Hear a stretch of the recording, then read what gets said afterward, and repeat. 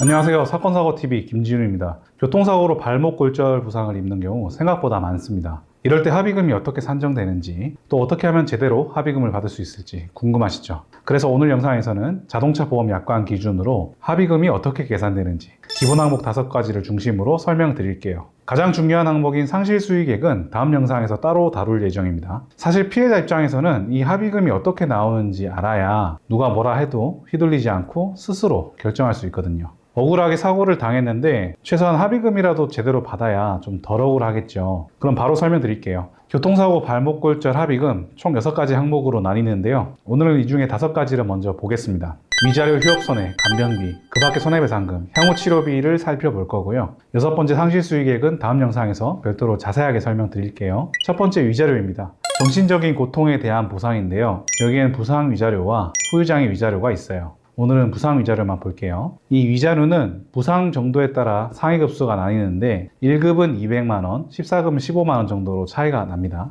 예를 들어 발목 양쪽 복사뼈가 골절된 경우에는 5급 21항에 해당돼서 위자료는 75만원이 되겠습니다. 복잡하지 않죠? 두 번째 휴업손해입니다. 입원해서 일을 못했으면 그 손해를 보상받아야겠죠? 산정 방법은 간단해요. 월소득 나누기 30일 곱하기 입원일수 곱하기 85%입니다. 예를 들어 월 300만원 버시는 분이 50일 입원했다면 300 나누기 30 곱하기 50 곱하기 85% 해서 약 425만원이 산정됩니다. 세 번째 간병비입니다. 상해급수가 1급에서 5급 사이에 해당하는 경우에만 지급되는데요. 부상 정도에 따라서 인정 일수가 다릅니다. 상해급수 1, 2급인 경우 60일, 3, 4급인 경우 30일, 그리고 5급인 경우에는 15일이 인정됩니다. 발목골절이 5급이라면 15일이 인정되는 거죠. 이 영상을 찍는 2025년 상반기 기준으로 일용근로자 하루임금이 12만 9,944원인데요. 계산을 쉽게 하기 위해 13만원으로 잡아볼게요. 발목골절로 부상 5급을 받으신 경우 15일 곱하기 13만원 계산해보면 195만원 정도가 간병비로 계산됩니다.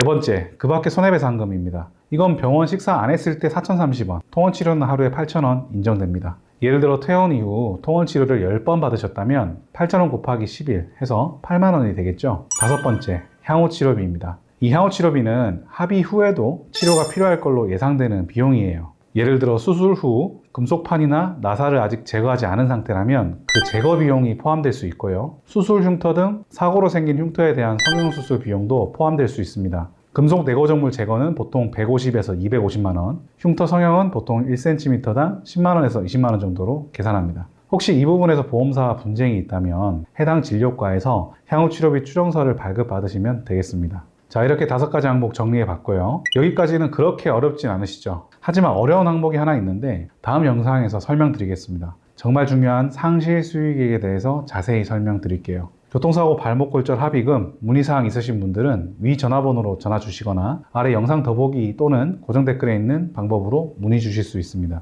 아니면 카카오톡이나 네이버에서 사건사고.com 검색하셔도 나오니까요. 편하신 방법으로 문의 주세요. 전문 손해사정사가 직접 상담을 도와드리겠습니다. 영상 시청해 주셔서 감사드립니다.